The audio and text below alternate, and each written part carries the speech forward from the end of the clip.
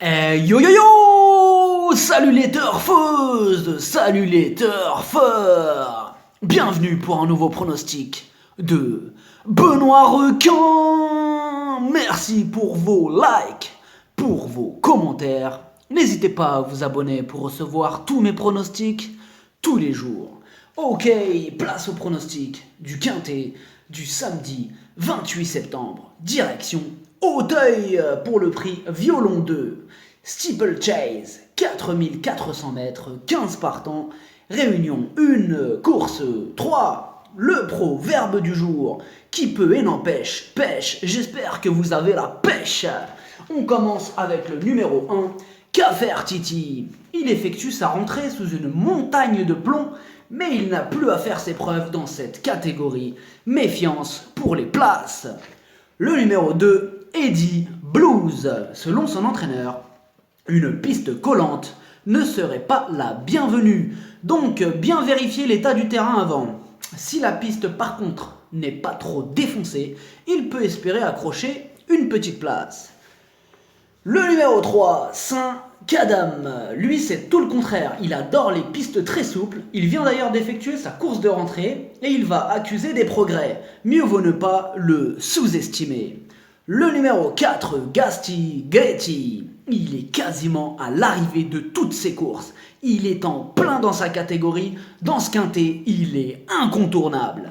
Le numéro 5, Diamond Charm. Il a maintenant 10 ans et il reste sur un échec, mais il raffole des steeplechase et il peut renouer avec les bons résultats ce samedi. Le numéro 6, Ennio Canto. La pluie tombée récemment sera son principal avantage, car côté performance, rien n'est sûr avec lui. En effet, en 6 courses, une seule fois à l'arrivée et seulement 5e.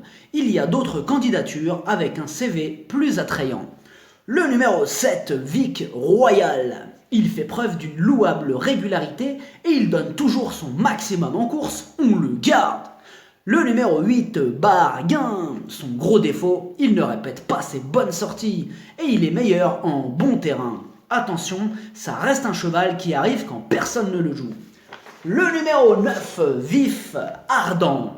Son atout, il aime les pistes lourdes. Aussi, il vient de prouver sa forme dans un réclamé en se classant 2e, grosse méfiance. Le numéro 10, Eris. Elle va découvrir le steeplechase d'Auteuil, mais dans l'ensemble, elle est plutôt régulière et sera confiée au talentueux Ludovic Philipperon. Elle apprécie les pistes souples, attention à elle. Le numéro 11, Dakar. Il est archi régulier, il connaît bien ce parcours, et s'il n'est pas victime du syndrome de la deuxième course après une trop belle réapparition, il devrait une nouvelle fois jouer un premier rôle. Le numéro 12, Guyane, sa rentrée était vraiment mauvaise, et si le terrain s'alourdit encore d'ici samedi, cela compromettrait sérieusement ses chances. On a quand même besoin qu'elle nous rassure. Le numéro 13, Polynuit.